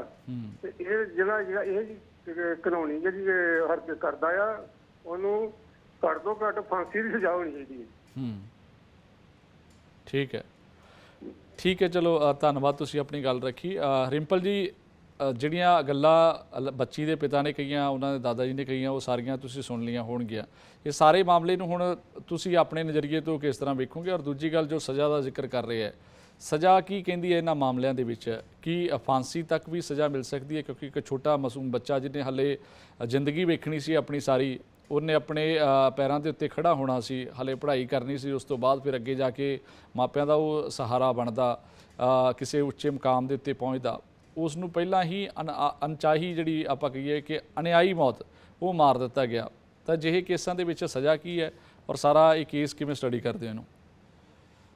ਇੰਦਰ ਜੀ ਦੇਖੋ, ਇਹ ਜਿਹੜਾ ਕੇਸ ਹੈ, ਇਸ ਕੇਸ ਦੇ ਵਿੱਚ ਬਿਲਕੁਲ ਤੁਸੀਂ ਦੇਖੋ ਇੱਕ ਨਿਰਮਮ ਹੱਤਿਆ ਹੈ, ਬਿਲਕੁਲ ਜਿਸ ਨੂੰ ਕਹਿੰਦੇ ਘਿਨਾਉਣਾ ਕਾਰਾ ਹੈ। ਔਰ ਇਹ ਜਿਸ ਤਰੀਕੇ ਉਹਦਾ ਦੱਸਿਆ ਜਾ ਰਿਹਾ ਹੈ ਕਿ ਉਸਦੀਆਂ ਬਾਹਾਂ ਤੋੜੀਆਂ ਗਈਆਂ ਔਰ ਉਸਦੇ ਸਿਰ ਤੇ ਸੱਟ ਮਾਰੀ ਗਈ ਹੈ, ਇਸ ਨੂੰ ਕ੍ਰੂਅਲਟੀ ਕਿਹਾ ਜਾਏਗਾ। ਔਰ ਜਦੋਂ ਜਿਸ ਮਰਡਰ ਦੇ ਵਿੱਚ ਕ੍ਰੂਅਲਟੀ ਔਰ ਇਸ ਤਰ੍ਹਾਂ ਦੀ ਚੀਜ਼ ਸ਼ਾਮਲ ਜਦੋਂ ਹੋ ਜਾਂਦੀ ਹੈ ਤਾਂ ਉਹ ਸਜ਼ਾ ਜਿਹੜੀ ਹੈ ਉਹ ਫਾਂਸੀ ਤੱਕ ਵੀ ਪਹੁੰਚਦੀ ਹੈ। ਔਰ ਇਸ ਦੇ ਵਿੱਚ ਪੁਲਿਸ ਨੂੰ ਚਾਹੀਦਾ ਹੈ ਕਿ ਇਹ ਕੇਸ ਜਿਹੜਾ ਹੈ ਇਹ ਫਾਸਟ ਟਰੈਕ ਕੋਰਟ ਜਾਵੇ ਔਰ ਇਸ ਦੇ ਉੱਤੇ ਤੁਰੰਤ ਜਿਹੜੀ ਹੈ ਸਾਰੇ ਪ੍ਰੋਸੀਜਰ, ਕਿਉਂਕਿ ਜਿਹੜੇ ਲੜਕੀ ਦੀ ਦਾਦੀ, ਲੜਕੀ ਦਾ ਦਾਦਾ, ਲੜਕੀ ਦਾ ਜਿਹੜਾ ਬਾਪ ਹੈ, ਉਹਨਾਂ ਨੇ ਪੂਰਾ ਜਿਹੜਾ ਹੈ ਉਹ ਇਨਸੀਡੈਂਟ ਬਿਆਨ ਕੀਤਾ ਹੈ ਕਿ ਉਸ ਦੀ ਜਿਹੜੀ ਸੋਚ ਸੀਗੀ ਉਸ ਦੇ ਪ੍ਰਤੀ ਇੱਕ ਨਫ਼ਰਤ ਭਰੀ ਸੀ। ਔਰ ਉਹ ਪਹਿਲੇ ਦਿਨ ਤੋਂ ਹੀ ਉਸ ਬੱਚੀ ਦੇ ਪ੍ਰਤੀ ਜਿਹੜੀ ਆ ਉਸ ਦਾ ਬੁਰਾ ਚਾਹੁੰਦੀ ਸੀ ਔਰ ਉਸ ਦੀ ਜਾਨ ਜਿਹੜੀ ਆ ਉਹ ਜੋਖਮ 'ਚ ਸੀ। ਇਹ ਜਿੱਥੇ ਉਹ ਆਪਣੀ ਬੱਚੇ ਦੀ ਪਰਵਰਿਸ਼ ਨਹੀਂ ਕਰ ਸਕੇ ਜਾਂ ਉਸ ਤੋਂ ਇਹ ਸੰਭਲ ਨਹੀਂ ਸਕੇ ਕਿ ਜਿਹੜੀ ਇਸ ਔਰਤ ਦੇ ਜਿਹੜੇ ਹੈ ਇਹ ਜਿਹੜੇ ਵਿਚਾਰ ਨੇ ਇਹ ਬੱਚੀ ਦੇ ਵਿਰੁੱਧ ਨੇ। ਔਰ ਇਹ ਸਾਰੇ ਇਨਸੀਡੈਂਟ ਨੂੰ ਦੇਖਦੇ ਹੋਏ ਔਰ ਕਨਸਟੀਟਿਊਸ਼ਨ ਨੂੰ ਦੇਖਦੇ ਹੋਏ ਮੈਨੂੰ ਲੱਗਦਾ ਹੈ ਕਿ ਇਹ ਕੇਸ ਫਾਸਟ ਟਰੈਕ ਕੋਰਟ ਦਾ ਬਣਦਾ ਹੈ ਔਰ ਇਸ ਦੇ ਵਿੱਚ ਵੱਧ ਤੋਂ ਵੱਧ ਸਜ਼ਾ ਹੋਣੀ ਚਾਹੀਦੀ। ਚਲੋ ਠੀਕ ਹੈ ਰਿੰਪਲ ਜੀ, ਦੁਬਾਰਾ ਆਉਣੇ ਆ ਤੁਹਾਡੇ ਕੋਲੇ। ਰਮਨੀਤ ਜੀ, ਤੁਹਾਡੇ ਕੋਲੇ ਵੀ ਮੈਂ ਆਉਂਗਾ, ਪਰ ਇਸ ਤੋਂ ਪਹਿਲਾਂ ਇੱਕ ਕਾਲਰ ਹੋਰ ਸਾਡੇ ਨਾਲ ਜੁੜੇ ਹੋਏ ਨੇ, ਉਹਨਾਂ ਨੂੰ ਵੀ ਆਪਾਂ ਸ਼ਾਮਲ ਕਰੀਏ। ਨਾਮ ਦੱਸ ਦਿਓ ਜੀ ਆਪਣਾ, ਤੁਸੀਂ ਕਿੱਥੋਂ ਗੱਲ ਕਰ ਰਹੇ ਹੋ ਤੇ ਕੀ ਕਹਿਣਾ ਇਸ ਮਸਲੇ ਤੇ? ਸਤਿ ਸ਼੍ਰੀ ਅਕਾਲ ਜੀ, ਮੈਂ ਹਰਪ੍ਰੀਤ ਗੱਲ ਕਰ ਰਿਹਾ ਲੁਧਿਆਣੇ ਤੋਂ ਜੀ। ਜੀ ਸਤਿ ਸ਼੍ਰੀ ਅਕਾਲ ਜੀ। ਸਰ ਮੇਰੀ ਬੇਟੀ ਨਾਲ ਵੀ ਸੇਮ ਇਦਾਂ ਹੀ ਹੈਪਨ ਹੋਇਆ ਸੀਗਾ ਜੀ। ਉਹ ਕਿਵੇਂ ਜੀ? ਸਰ ਤੁਸੀਂ ਸੁਣਿਆ 2.5 ਸਾਲ ਦੀ ਦਿਲਰੋਜ਼ ਲੁਧਿਆਣੇ ਦੇ ਵਿੱਚ ਮੇਰੀ ਗਵਾਂਢਣ ਲੈ ਗਈ ਸੀ ਐਕਟਿਵਾ ਦੇ ਮੁੱਢ ਜੀ। ਹਾਂਜੀ। ਉਹਨੇ ਜੁੰਦੀ ਨੂੰ ਮਾਰ ਦਿੱਤਾ ਸੀਗਾ ਜੀ। ਤੁਸੀਂ ਉਹਨਾਂ ਦੇ ਪਿਤਾ ਗੱਲ ਕਰ ਰਹੇ ਹੋ? ਮੈਂ ਉਹਦੇ ਫਾਦਰ ਗੱਲ ਕਰ ਰਿਹਾ ਜੀ। ਹਾਂਜੀ ਜੀ। ਬਹੁਤ ਤੁਹਾਡੀ ਆਵਾਜ਼ ਜਿਹੜੀ ਆ ਉਹ ਕੱਟ ਗਈ ਹੈ ਜੀ, ਦੁਬਾਰਾ ਕੋਸ਼ਿਸ਼ ਕਰਿਓ ਤੁਸੀਂ, ਆਵਾਜ਼ ਜੇ ਸਹੀ ਹੋ ਸਕੇ। ਹੁਣ ਆ ਰਹੀ ਹੈ? ਹਾਂਜੀ ਹਾਂਜੀ, ਹੁਣ ਆ ਰਹੀ ਹੈ। ਇੱਕ ਵਾਰ ਕਲੀਅਰ, ਇੱਕ ਵਾਰ ਜ਼ਰੂਰ ਦੱਸਿਓ ਕਿ ਇਹ ਸਾਰਾ ਮਾਮਲਾ ਹੋਇਆ ਕੀ ਸੀ ਔਰ ਉਸ ਤੋਂ ਬਾਅਦ ਇਸ ਕੇਸ ਦੇ ਵਿੱਚ ਜੋ ਸਜ਼ਾ ਹੋਈ ਜਾਂ ਮੁਲਜ਼ਮ ਕਿਸ ਅੰਜਾਮ ਤੱਕ ਪਹੁੰਚਿਆ, ਇਹ ਜ਼ਰੂਰ ਕਲੀਅਰ ਕਰਿਓ। ਜਾਂ ਤੁਹਾਨੂੰ ਦਿੱਕਤਾਂ ਕੀ ਆਈਆਂ, ਕਠਿਨਾਈਆਂ ਕੀ ਆਈਆਂ, ਸਾਰੇ ਕੇਸ ਜ਼ਰੂਰ ਦੱਸਿਓ, ਕਿਉਂਕਿ ਆਪਾਂ ਮਸਲਾ ਅੱਜ ਇਸ ਵਿਸ਼ੇ ਦੇ ਉੱਤੇ ਤਾਂ ਗੱਲ ਕਰ ਰਹੇ ਹਾਂ ਕਿ ਅੱਗੇ ਤੋਂ ਘੱਟੋ ਘੱਟ ਅਜਿਹੀਆਂ ਚੀਜ਼ਾਂ ਨਾ ਵਾਪਰਨ, ਇਹਨਾਂ ਦੇ ਵਿੱਚ ਖੜੋਤ ਆ ਜੇ ਤੇ ਕਿਸੇ ਮਾਂ ਨੂੰ ਆਪਣਾ ਬੱਚਾ ਨਾ ਗਵਾਉਣਾ ਪਏ, ਪਿਓ ਨੂੰ ਆਪਣਾ ਬੱਚਾ ਨਾ ਗਵਾਉਣਾ ਪਏ। ਸਿਰਫ ਜੌਬ ਦਾ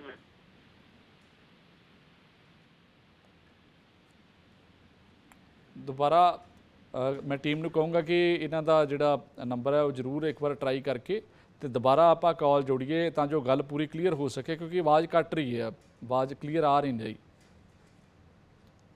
ਮੇਰੀ ਆਵਾਜ਼ ਸੁਣ ਪਾ ਰਹੇ ਹੋ ਜੀ ਤੁਸੀਂ? ਚਲੋ ਦੁਬਾਰਾ।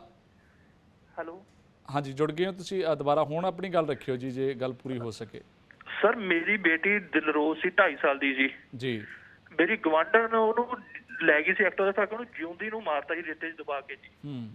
ਸਿਰ 'ਚ ਇੱਟਾਂ ਉੱਟਾਂ ਮਾਰੀਆਂ ਜੀ ਉਹਦੇ ਵਿੱਚ ਜੀ। ਮੈਂ ਖੁਦ ਇੱਕ ਪੁਲਿਸ ਮੁਲਾਜ਼ਮ ਆ ਜੀ, ਮੈਂ ਪੁਲਿਸ ਦੇ ਵਿੱਚ ਜੌਬ ਕਰਦਾ ਜੀ। ਹਾਂ ਜੀ, ਮੇਰੀ ਗਵਾਂਢਣ 30 ਸਾਲ ਤੋਂ ਮੇਰੀ ਗਵਾਂਢਣ ਸੀ ਜੀ। ਜੀ ਅੱਛਾ, ਹੁਣ ਇਹ ਕੇਸ ਜਿਹੜਾ ਉਹ ਕਿੱਥੋਂ ਤੱਕ ਪਹੁੰਚਿਆ? ਕੀ ਉਹਨਾਂ ਨੂੰ ਬਣਦੀ ਸਜ਼ਾ ਜਿਹੜੀ ਇਸ ਕੇਸ ਦੇ ਵਿੱਚ ਮਿਲ ਗਈ ਕਿ ਹਾਲੇ ਨਹੀਂ ਮਿਲੀ? ਨਹੀਂ, ਹਜੇ ਅੰਡਰ ਟ੍ਰਾਇਲ ਆ ਜੀ, ਚੱਲਦਾ ਪਿਆ ਕੇਸ ਜੀ ਹਜੇ।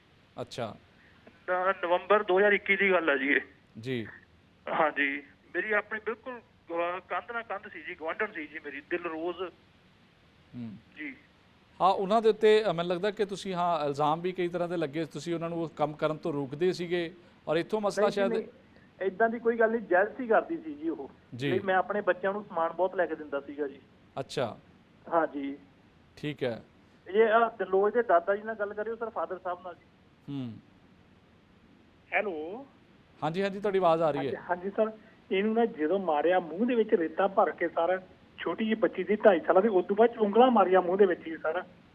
ਅੱਛਾ, ਹਾਂਜੀ, ਉਂਗਲਾਂ ਮਾਰ ਕੇ ਫਿਰ ਵੀ ਮਰੀ ਨਹੀਂ ਸਰ, ਉਹਨੂੰ ਨਾ ਜਿਉਂਦੀ ਰੇਤੇ 'ਚ ਦੱਬਿਆ ਜੀ। ਇਹ ਜੀ ਜਿਉਂਦੀ ਰੇਤੇ 'ਚ ਦੱਬ ਗਿਆ ਜੀ। ਉੱਥੇ ਮੁਲਾਜ਼ਮ ਸੀ, ਉਹਨਾਂ ਨੇ ਕੱਢੀ, ਜਦੋਂ ਪੋਸਟਮਾਰਟਮ ਕੀਤਾ ਛਾਤੀ ਤੱਕ ਰੇਤਾ ਸੀ, ਦਿਮਾਗ ਦੀਆਂ 3 ਨਾੜਾਂ ਫਟੀਆਂ ਹੋਈਆਂ ਸੀ ਜੀ। ਇਹਨਾਂ ਨੂੰ ਤਾਂ ਚੌਂਕ ਚੜਾ ਕੇ ਗੋਲੀ ਮਾਰ ਦੇਣੀ ਚਾਹੀਦੀ ਆ ਸਰ, ਇਹਨਾਂ ਨੂੰ ਤਾਂ ਜਿਹੜੇ ਇਹ ਜਿਹੇ ਕਹਿੰਦੇ ਆ ਜੀ। ਅੱਛਾ, ਇੱਕ ਚੀਜ਼ ਦੱਸਿਓ ਕਿ ਇਸ ਕੇਸ ਦੇ ਵਿੱਚ ਜਿੰਨੀ ਕੁ ਹੁਣ ਤੱਕ ਸੁਣਵਾਈ ਹੋਈ ਜਾਂ ਇਹ ਕੇਸ ਅਦਾਲਤ ਦੇ ਵਿੱਚ ਚੱਲਿਆ, ਕਿ ਉਹਦੇ ਤੋਂ ਤੁਸੀਂ ਸੈਟੀਸਫਾਈ ਹੋ? ਤੁਹਾਨੂੰ ਲੱਗਦਾ ਹੈ ਕਿ ਅੰਜਾਮ ਤੱਕ ਇਹ ਕੇਸ ਪਹੁੰਚ ਜਾਊਗਾ, ਜੋ ਸੰਬੰਧਿਤ ਮੁਲਜ਼ਮ ਹੈ ਉਹਨੂੰ ਸਜ਼ਾ ਬਣਦੀ ਮਿਲ ਜਾਊਗੀ? ਹਾਂਜੀ ਸਰ, ਮਿਲੂਗੀ ਜੀ, ਮੈਨੂੰ ਪੂਰਾ ਯਕੀਨ ਹੈ। ਕੋਰਟ ਤੇ ਜੱਜ ਤੇ ਯਕੀਨ ਹੈ, ਮੈਨੂੰ ਰੱਬ ਤੇ ਵੀ ਯਕੀਨ ਹੈ ਸਰ। ਇਹ ਵੀ ਇੱਕ ਛੋਟੇ ਰੱਬ ਹੀ ਆਈ ਜੱਜ ਵੀ ਜੀ। ਹਾਂਜੀ। ਅੱਛਾ, ਉਹਦੇ ਨਾਲ ਕਦੇ ਬਾਅਦ ਦੇ ਵਿੱਚ ਤੁਹਾਡਾ ਆਮੋ ਸਾਹਮਣਾ ਹੋਇਆ? ਕਦੇ ਉਹਨੇ ਦੱਸਿਆ ਕਿ ਸਿਰਫ ਇੱਕ ਇਹੀ ਕਾਰਨ ਸੀਗਾ ਜੈਲਸ ਦਾ? ਇਹੀ ਜੈਲਸ ਹੀ ਮੰਨੀ ਆ ਜੀ। ਹਾਂਜੀ ਸਰ, ਠੀਕ ਹੈ। ਉਸ ਦਿਨ ਖੜੇ ਮੇਰੇ ਨਾਲ ਗੱਲਾਂ ਕਰ ਰਹੇ ਆ ਇਹ ਸਿਕਿਉਰਿਟੀ ਜੀ। ਹਾਂਜੀ, ਸਾਨੂੰ ਤਾਂ ਜਾਂਚ ਚੱਕਰ ਵਿੱਚ ਕੰਜਕਾਂ ਕਰਨੀਆਂ, ਘਰੋਂ ਫੁੱਲਾਂ ਦੀ ਵਰਖਾ ਕਰਦੇ ਲੈ ਕੇ ਜਾਣਾ ਜੀ। ਉਹ ਹਿੰਦੂ ਫੈਮਿਲੀ ਸੀ, ਮੈਂ ਸਿੱਖਾਂ ਦੀ ਸਰਦਾਰ ਹੈ ਜੀ। ਅਜੇ ਤੱਕ ਫਰਕ ਸਮਝਿਆ ਨਹੀਂ। ਜਦੋਂ ਛੋਟੀ 6 ਮਹੀਨੇ ਉਦੋਂ ਕੰਜਕਾਂ ਕਰਦੀ ਹੁੰਦੀ ਸੀ, ਘਰੋਂ ਲੈ ਕੇ ਜਾਣੀ, ਫੁੱਲਾਂ ਦੀ ਵਰਖਾ ਕਰਦੇ ਆਣੇ ਜੀ। ਆ ਕੇ ਦਿਲੋਏ ਦੇ ਮੰਮਾ ਨਾਲ ਕਰ ਲਿਓ ਗੱਲ ਮਾੜੀ ਜੀ, ਕਰਾ ਦਿਓ ਜੀ, ਮੰਮਾ ਨਾਲ ਗੱਲ ਕਰਿਓ ਜੀ। ਕਰਾ ਦਿਓ ਜੀ, ਜ਼ਰੂਰ। ਹੈਲੋ, ਸਤਿ ਸ਼੍ਰੀ ਅਕਾਲ ਜੀ। ਸਤਿ ਸ਼੍ਰੀ ਅਕਾਲ ਸਰ ਜੀ। ਕੀ ਕਹਿਣਾ ਚਾਹੁੰਦੇ ਜੀ ਇਸ ਮਸਲੇ ਦੇ ਉੱਤੇ? ਤੁਸੀਂ ਬਹੁਤ ਦੁੱਖ ਲੱਗਦਾ, ਕਿਉਂਕਿ ਮੈਨੂੰ ਵੀ ਉਹ ਕੇਸ ਜਿਹੜਾ ਯਾਦ ਆ ਗਿਆ ਔਰ ਬਹੁਤ ਕਰੂਰ ਭਰਿਆ ਉਹ ਕਾਰਾ ਸੀਗਾ। ਉਦੋਂ ਵੀ ਇਹ ਹੁੰਦਾ ਸੀ ਕਿ ਛੋਟੀ ਬੱਚੀ ਦਾ ਆਖਰਕਾਰ ਕਸੂਰ ਕੀ ਹੈ, ਔਰ ਇਸੇ ਤਰ੍ਹਾਂ ਦਾ ਮਾਮਲਾ ਹੁਣ ਇਹ ਜਿਹੜਾ ਸਾਹਮਣੇ ਆਇਆ, 7 ਸਾਲ ਦੀ ਬੱਚੀ ਔਰ ਬਤਰੇਈ ਮਾਂ ਦੇ ਵੱਲੋਂ ਜੇ ਉਹਨੂੰ ਮੌਤ ਦੇ ਘਾਟ ਉਤਾਰ ਦਿੱਤਾ ਜਾਂਦਾ, ਤਾਂ ਮੈਨੂੰ ਨਹੀਂ ਲੱਗਦਾ ਕਿ ਇਸ ਤੋਂ ਮਾੜਾ ਕੋਈ ਹੋਰ ਹੋ ਸਕਦਾ ਸਾਡੇ ਸਮਾਜ ਲਈ। ਬਿਲਕੁਲ ਸਰ, ਇੱਥੇ ਆਪਾਂ ਇਹ ਕਹਿ ਸਕਦੇ ਹਾਂ ਨਾ, ਇੱਕ ਮਾਂ ਦੀ ਮਮਤਾ ਜਿਹੜੀ ਉਹ ਖਤਮ ਹੋ ਚੁੱਕੀ ਹੈ ਨਾ। ਜਦੋਂ ਆਪਣੇ ਇੱਕ ਬੱਚਾ ਹੋਵੇ ਤੇ ਫਿਰ ਵੀ ਆਪਾਂ ਉਹ ਚੀਜ਼ ਨੂੰ ਸਮਝ ਨਾ ਸਕੀਏ ਨਾ, ਤੇ ਇਸ ਤੋਂ ਵੱਡਾ ਗੁਨਾਹ ਕੋਈ ਨਹੀਂ ਹੋ ਸਕਦਾ। ਇਹਦੇ ਲਈ ਇਦਾਂ ਦੀ ਸਜ਼ਾ ਹੋਣੀ ਚਾਹੀਦੀ ਹੈ ਕਿ ਪੂਰੇ ਵਰਲਡ ਦੇ ਲਈ ਇਹ ਇੱਕ ਬਣ ਜਾਵੇ, ਮਿਸਾਲ ਬਣ ਜਾਵੇ। ਇਹਨੂੰ ਇਮੀਡੀਏਟਲੀ ਇਹਨਾਂ ਲੋਕਾਂ ਨੂੰ ਸਜ਼ਾ ਮਿਲਣੀ ਚਾਹੀਦੀ ਆ ਜੀ, ਕਿਉਂਕਿ ਕੋਰਟ ਦੇ ਕੇਸ ਨਾ ਥੋੜੇ ਸਰਕਾਰੀ ਕੰਮ ਜੋ ਵੀ ਆ ਉਹ ਪੂਰੇ ਜੋ ਵੀ ਉਹਨਾਂ ਨੂੰ ਆਪਣੇ ਚਾਹੀਦੇ ਸਬੂਤ ਚਾਹੀਦੇ, ਸਭ ਕੁਝ ਚਾਹੀਦਾ, ਉਹ ਥੋੜੇ ਲੰਬੇ ਪੈਂਦੇ ਹੀ ਆ। ਬਟ ਹੁਣ ਦਿਲਰੋਜ਼ ਦਾ ਕੇਸ ਆ ਉਹ ਮੋਸਟਲੀ ਸੋਲਵ ਹੋ ਚੁੱਕਾ ਵਾ ਤੇ ਉਹਨੂੰ ਸਜ਼ਾ ਦੀ ਵੇਟ ਕਰਦੇ ਪਏ ਆ ਕਿ ਜਲਦੀ ਤੋਂ ਜਲਦੀ ਸਜ਼ਾ ਮਿਲੇ। ਬਟ ਇਸ ਕੇਸ ਵਿੱਚ ਵੀ ਇਦਾਂ ਦੀ ਸਜ਼ਾ ਹੋਣੀ ਚਾਹੀਦੀ ਹੈ, ਫਾਂਸੀ ਹੋਣੀ ਚਾਹੀਦੀ ਆ। ਫਾਂਸੀ ਬਣਦੀ ਆ। ਤੁਸੀਂ ਆਪਣੇ ਉਸ ਗਵਾਂਢਣ ਦੇ ਨਾਲ ਰਹਿੰਦੇ ਰਹੇ ਹੋ, ਪਹਿਲਾਂ ਗੱਲਬਾਤ ਤੁਹਾਡੀ ਹੁੰਦੀ ਹੋਊਗੀ, ਇਹ ਸਾਰਾ ਕੁਝ ਜਦੋਂ ਵਾਪਰਿਆ ਉਸ ਤੋਂ ਪਹਿਲਾਂ ਤੁਹਾਡਾ ਉਹਦੇ ਨਾਲ ਕਿਵੇਂ ਸੀਗਾ ਰਿਲੇਸ਼ਨ, ਜੋ ਕਿਵੇਂ ਸੀਗਾ ਆਪਸ ਦੇ ਵਿੱਚ ਤੁਹਾਡੀ ਕਿੰਨੀ ਕੁ ਸਾਂਝ ਸੀਗੀ, ਔਰ ਬਾਅਦ ਦੇ ਵਿੱਚ ਇਹ ਸਭ ਕੁਝ ਹੋ ਗਿਆ, ਤੁਹਾਨੂੰ ਕੀ ਲੱਗਦਾ ਕਿ ਇਹਦੇ ਪਿੱਛੇ ਉਹੀ ਵਜ੍ਹਾ ਇੱਕ ਜੈਲਸ ਵਾਲੀ? ਸਰ ਸਾਡੇ ਲਈ ਤਾਂ ਉਹਨਾਂ ਨਾਲ ਸਾਡੇ ਰਿਲੇਸ਼ਨ ਇੰਨੇ ਅੱਛੇ ਸੀਗੇ ਨਾ, ਤੁਸੀਂ ਮੰਨੋਗੇ ਬਿਲਕੁਲ ਇੱਕ ਕੰਧ ਆ ਵਿੱਚ ਘਰ ਦੇ ਨਾ ਨੇਬਰਸ ਨੇ, ਤੇ ਉਹਨਾਂ ਰਿਲੇਸ਼ਨ ਅੱਛੇ ਸੀ। ਡੇਲੀ ਉਹ ਜੌਬ ਤੋਂ ਆਉਂਦੀ ਦਿਲਰੋਜ਼ ਨੂੰ ਕੋਈ ਕੈਂਡੀ ਕੋਈ ਚਾਕਲੇਟ ਡੇਲੀ ਦਿੰਦੀ ਸੀ। ਇੱਕ ਟਾਈਮ ਤਾਂ ਇਦਾਂ ਦਾ ਸੀਗਾ ਵੀ ਪੂਰਾ ਵਰਲਡ ਕਹਿ ਰਿਹਾ ਸੀ ਵੀ ਇਦਾਂ ਹੋ ਗਿਆ, ਬਟ ਅੰਦਰੋਂ ਮਨ ਤਿਆਰ ਨਹੀਂ ਸੀ ਮੰਨਣ ਨੂੰ ਕਿ ਏਡਾ ਵੱਡਾ ਹੈਪਨ ਵੀ ਇਹ ਨਾਲ ਦੇ ਨੇਬਰਸ ਕਰ ਸਕਦੇ ਆ। ਇਦਾਂ ਦੇ ਕੋਈ ਰਿਲੇਸ਼ਨ ਨਹੀਂ ਸੀਗੇ। ਅਗਰ ਆਪਾਂ ਨੂੰ ਲੱਗੇ ਆਪਣੇ ਕਿਸੇ ਨਾਲ ਇਦਾਂ ਦੇ ਰਿਲੇਸ਼ਨ ਹੈਗੇ ਆ ਤਾਂ ਆਪਾਂ ਨੂੰ ਖੁਦ ਅਲਰਟ ਹੋਣਾ ਚਾਹੀਦਾ। ਜਿਵੇਂ ਕਿ ਹੁਣ ਇਹ ਗੁੜੀਆ ਕਹਿ ਰਹੇ ਨੇ ਕਿ ਇਹਦੀ ਮਤਰੇਈ ਮਾਂ ਸੀ, ਰਾਈਟ, ਤੇ ਉਹਦਾ ਬਿਹੇਵ ਜਿਹੜਾ ਉਹ ਅੱਛਾ ਨਹੀਂ ਸੀ ਘਰ ਵਿੱਚ, ਤੇ ਆਪਾਂ ਲੋਕ ਅਲਰਟ ਹੋ ਜਾਣੇ। ਬਟ ਸਾਡੇ ਨਾਲ ਇੱਕ ਧੋਖਾ ਹੋਇਆ, ਇੱਕ ਕਹਿ ਦਈਏ ਆਪਾਂ ਵਿਸ਼ਵਾਸ ਸੀ ਰਿਸ਼ਤੇ ਤੇ ਉਹਨੇ ਸਾਡੇ ਨਾਲ ਧੋਖਾ ਕਰਤਾ ਜੀ। ਬਿਲਕੁਲ। ਅਖੀਰ ਦੇ ਉੱਤੇ ਲੋਕਾਂ ਨੂੰ ਕੀ ਅਪੀਲ ਕਰਨਾ ਚਾਹੋਗੇ? ਕਿਆ ਜੇ ਇਸ ਤਰ੍ਹਾਂ ਦੇ ਕੋਈ ਸੋਚ ਵਾਲੇ ਹੈਗੇ ਹੈ ਤਾਂ ਉਹਨਾਂ ਨੂੰ ਕੀ ਅਪੀਲ ਕਰਨਾ ਚਾਹੋਗੇ, ਔਰ ਨਾਲ ਦੀ ਨਾਲ ਕੀ ਸਰਕਾਰ ਨੂੰ ਵੀ ਇਸ ਦੇ ਉੱਤੇ ਕੋਈ ਅਪੀਲ ਹੈ ਤੁਹਾਡੀ?